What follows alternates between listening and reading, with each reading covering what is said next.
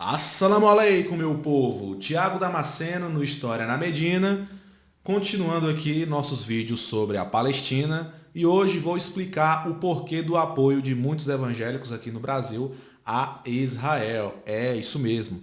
Vou dar aqui uma pequena pausa neste vídeo, na contextualização histórica da questão palestina, para falar exatamente sobre o apoio político e religioso de evangélicos a Israel. No próximo vídeo eu vou continuar a explicação histórica da questão palestina, falando sobre a Nakba de 1948. Então, antes de tudo, na verdade, algumas ressalvas, algumas considerações iniciais para evitar polêmicas desnecessárias e má interpretações de minha parte. Gente, não sou anticristão, sou cristão, na verdade, não sou antijudeu, não sou antibíblia. Então, nada disso. Eu estou aqui analisando um fenômeno social, analisando como historiador, como cientista de humanidades, um fenômeno social que é o apoio de evangélicos a Israel, que a gente vê aí na vida presencial e nas redes sociais, muitos evangélicos, ditos cristãos apoiando Israel, se manifestando com bandeira de Israel, se manifestando pró-Bolsonaro também, enfim, tudo errado nesse posicionamento político, né? Vocês já sabem minha posição política, minha visão sobre isso, certo? Então, é um fenômeno social que existe, então estou aqui analisando. Não quer dizer que eu sou anti-bíblia, anti-judeus, anti-evangélicos, anti-cristãos, nada, tá? E outra coisa, também não estou generalizando, tanto é que o título deste vídeo é Por que há evangélicos que apoiam Israel? Então, estou falando há evangélicos que apoiam, não estou dizendo que todos apoiam, certo? Sem generalizações. Eu sempre falo, não generalize os muçulmanos, e isso vale para todos os grupos religiosos, porque generalizações só criam estereótipos que não contribuem para a gente entender a historicidade das coisas, certo? Então, feitas essas ressalvas, vamos lá. Por que há evangélicos que apoiam Israel? Basicamente porque existem interpretações teológicas que associam as profecias bíblicas com o estabelecimento do Estado de Israel e a segunda vinda de Cristo, ponto fundamental do cristianismo. A resposta, basicamente, é essa, e aqui eu vou explicá-la. Lembrando que esse tema, essa pergunta, que é o título do vídeo, vinha chamando minha atenção há algum tempo, e eu pensei nisso. Os evangélicos apoiam Israel porque eles veem no Israel hoje o Israel da antiguidade, o reino de Jerusalém, de Davi e Salomão, terra da promessa ao povo eleito. Então, eles apoiam Israel com fins de legitimidade bíblica, né? Para confirmar, olha, a Bíblia é verdadeira, os judeus voltaram para a terra prometida e criaram o Estado de Israel. E aí eu encontrei dois textos que me ajudaram a pensar nisso e que eu vi que eu estava pensando nesse caminho, né? Nessa interpretação que eu considero correta sobre esse fenômeno do apoio de evangélicos a Israel, que é um texto do professor Andrew Trauman e o texto de um pastor batista, inclusive, estão aqui na referência, na descrição do vídeo. Então, lembrando outra coisa, outra ressalva. Se fosse outro grupo apoiando Israel, eu ia estudar. No caso, judeus, eu ia analisar também. Na verdade, estou fazendo isso agora. Tem muçulmanos que apoiam Israel? Tem. Infelizmente tem. Apesar da maioria dos palestinos serem muçulmanos e gerar essa simpatia, essa tendência à simpatia dos outros muçulmanos, de muçulmanos de outras nacionalidades, há sim muçulmanos que apoiam Israel. Porém, que no Brasil são minoria.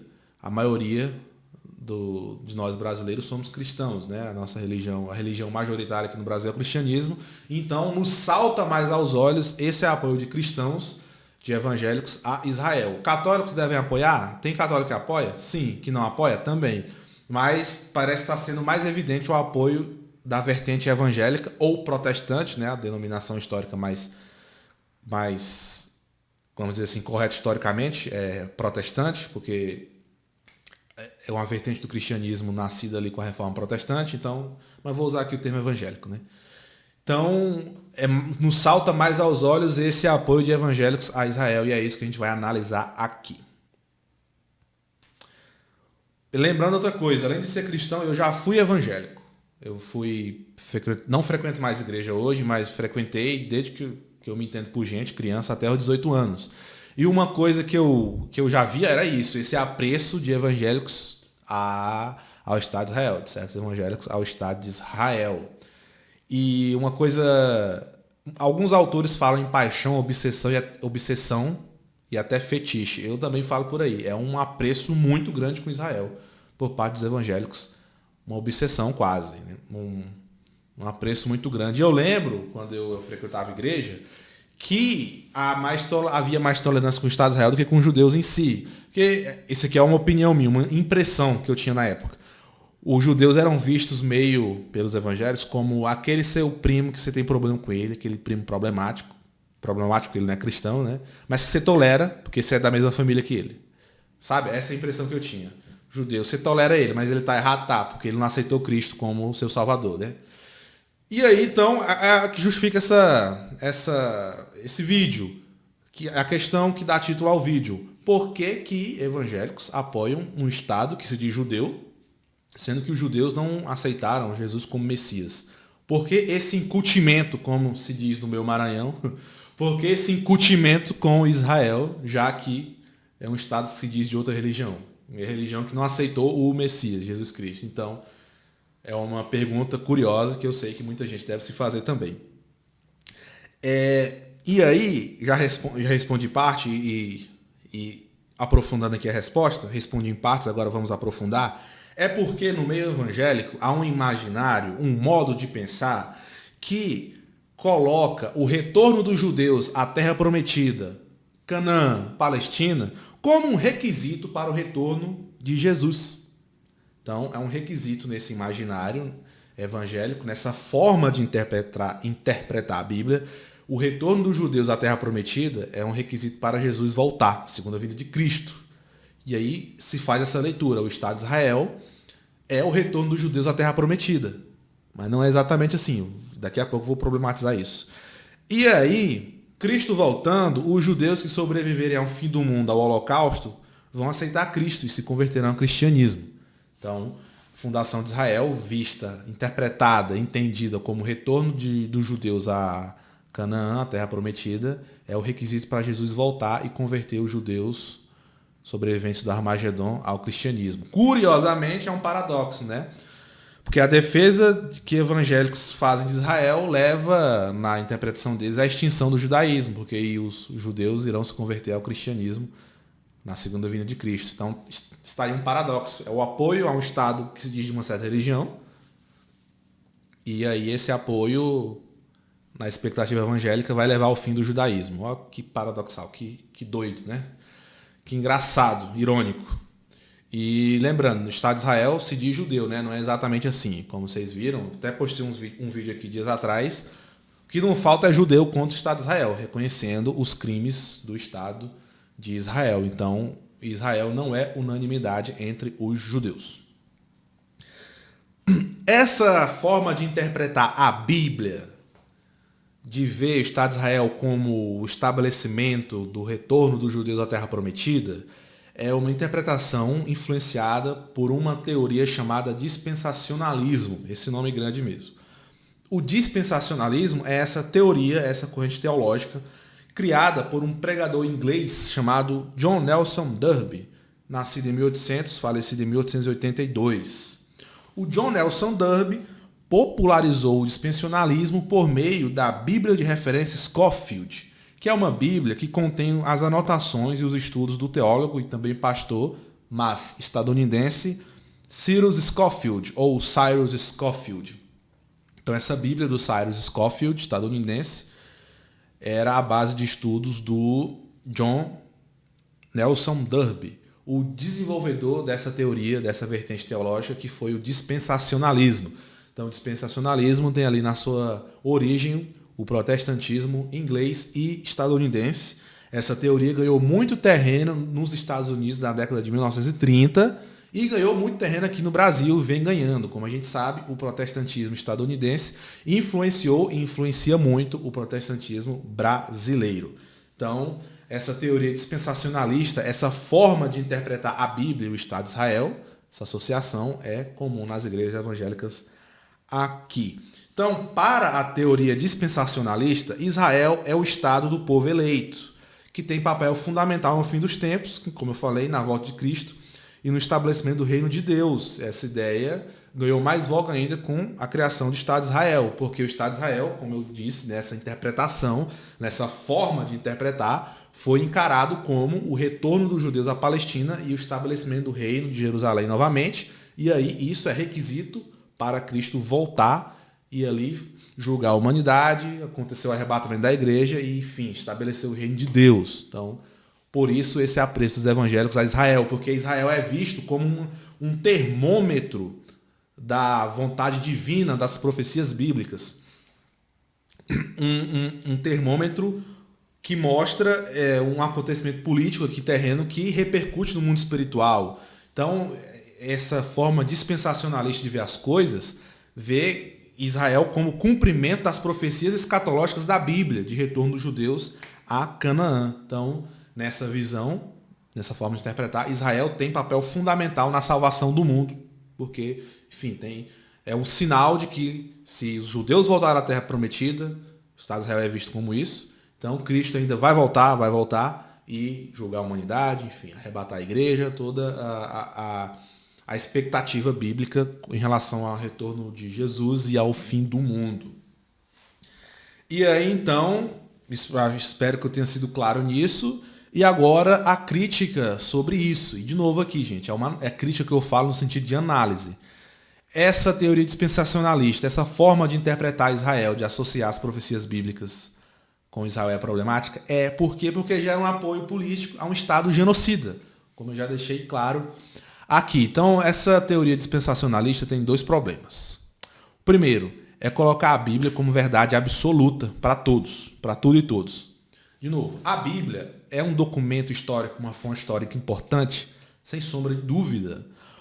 Porém, e você pode ter a sua fé, acreditar na Bíblia, no que quiser, claro, não tem problema não. A questão você não pode esperar que a Bíblia sirva para todas as culturas do mundo, todos os povos do mundo. Na história, então, a gente entende isso. A Bíblia é um documento histórico importantíssimo, porém, não é um documento histórico absoluto. É o ponto de vista de um povo, o povo hebreu, o povo judeu, sobre o mundo, sobre sua história. Não é um livro que serve para todos. Não é a verdade absoluta nesse sentido. É o ponto de vista de um povo, certo? Você pode acreditar no que quiser, pode. Mas você tem que entender que outros povos, outras culturas não colocam a Bíblia como a sua verdade religiosa. Outras religiões têm outros livros ou outros dogmas, outros ensinamentos que são a sua verdade religiosa, não exatamente a Bíblia, certo? O mundo é maior do que qualquer religião. Eu falo isso para dizer o quê? Que há várias religiões no mundo, várias formas de entender o sagrado, interpretar Deus no mundo. Ponto. Segundo problema da teoria dispensacionalista é o anacronismo. Como eu expliquei antes, o anacronismo é você olhar para o passado, julgar o passado, analisar o passado a partir de categorias do presente, né? Por exemplo, você esperar que o seu avô, aos 15 anos, usasse Facebook, porque Facebook é bem posterior aos nossos avós, né? É mais ou menos isso, o anacronismo, né? É avaliar um período do passado a partir de categorias do presente. O trabalho do historiador é um pouco anacrônico? Particularmente, eu vejo que sim. Por quê? Porque a gente olha para o presente a partir, ou melhor, a gente olha para o passado a partir do presente. O exemplo é o que eu estou fazendo aqui. Os acontecimentos no bairro Sheikh Jarrah me estimularam a explicar sobre a questão palestina. E eu estou aqui, então, afetado, instigado por um acontecimento do presente, sensibilizado com o acontecimento do presente, falando para vocês do passado, que ajuda a entender esse presente. Eu estou olhando para o passado com os olhos do futuro. É um pouco anacrônico? É. Porém, nós, como historiadores, temos métodos de trabalho, de interpretação, e a gente tenta ao máximo fugir de anacronismos gritantes, como, por exemplo, falar de Estado na Idade Média. Estado é uma ideia moderna, não é da Idade Média. Então, a gente tenta fugir dos anacronismos gritantes, porque senão a gente não vai interpretar o tempo histórico, o passado, da maneira correta. Então, então a gente fica aí nesse diálogo entre tempo presente e fugir de anacronismo, sabe? E aí, o anacronismo que coloca Israel hoje como a terra prometida dos judeus é muito grande, porque, como eu já falei no vídeo da introdução, A ideia de pátria na Bíblia aparece 19 vezes, mas sempre remetendo à origem de uma pessoa ou de uma família. Não à origem de um grupo social no sentido de Estado-nação como a gente entende hoje. Por quê? Porque a Bíblia foi um livro escrito na Antiguidade, então ela não vai ter a visão moderna da história, não vai ter a visão moderna da vida, certo? Então, é anacrônico sim pensar que o Estado de Israel hoje é o Estado de Israel lá da Bíblia, como foi o Estado de Israel da Antiguidade, o Reino de Jerusalém da Antiguidade, como é descrito na Bíblia. É anacrônico sim, como eu já falei nos outros vídeos, vários povos passaram pela Palestina, por Canaã, como está na Bíblia, né? Filisteus, cananeus, egípcios, vários povos. A Bíblia mostra isso, os judeus, os hebreus tentando conquistar Canaã. O próprio nome Palestina vem de Filistina, que já faz menção ali, uma associação com os filisteus. Então, me perdi aqui no pensamento. É isso. Voltei. Desculpa, voltei. Vários povos passaram pela Palestina. Então, a Bíblia mostra isso, o povo judeu e hebreu tentando conquistar o território. Então, não dá para dizer que o Estado de Israel é o correspondente ao Reino de Jerusalém antigo.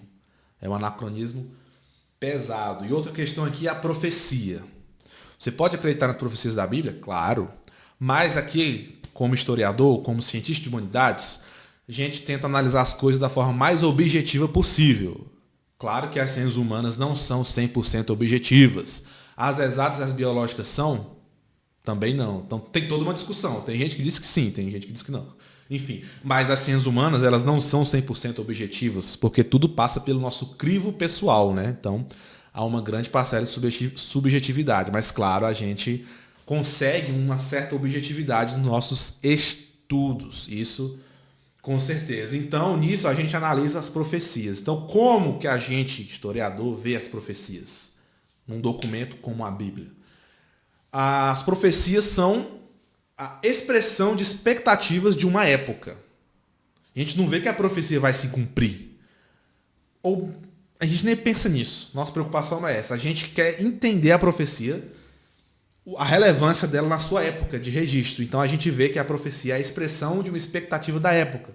Então quando está lá na Bíblia o registro que os judeus esperam a terra prometida de Deus, toda essa ideia, esse discurso, e que isso quer dizer o quê? São os judeus, os autores da Bíblia na Antiguidade, expressando o seu desejo, a sua expectativa de conquistar aquela terra. Não são os judeus esperando formar o Estado de Israel em 1948. Deu para entender? Então é isso. O anacronismo está aí em pensar que, do ponto de vista de historiador, né, do ponto de vista de estudos históricos, colocar uma expectativa lá do passado sendo atendida aqui no presente, milênios depois. Por exemplo, com a criação de Israel em 1948. Então, espero que eu tenha deixado claro a explicação, sem ser ofensivo com ninguém, mas sem deixar meu posicionamento também, que é esse, o anacronismo religioso induzindo, influenciando no posicionamento político e moral que é o apoio a Israel. Não tem outra palavra. Israel é genocida. O que Israel puder fazer contra os palestinos vai fazer. Se puder extinguir os palestinos, vai tentar. Na verdade, tenta. Então, é isso. Quero chamar a atenção para isso. O uso político da religião para sustentar um posicionamento político desumano, imoral e ilegal, como é o sionismo implantado pelo Estado de Israel. Minha posição crítica aqui é essa.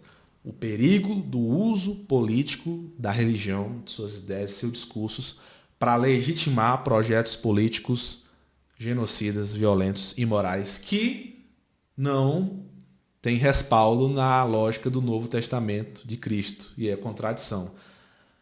Dizer que apoia Cristo e apoiar Israel, que é totalmente contrário aos princípios humanistas do cristianismo. É isso, espero que eu tenha explicado bem. Se você gostou, curta, comente, compartilhe com seus amigos, familiares, se inscreva no canal no YouTube e fique aqui acompanhando História na Medina no Instagram para os próximos vídeos. Então, fico por aqui. Agradeço a audiência de sempre e até a próxima.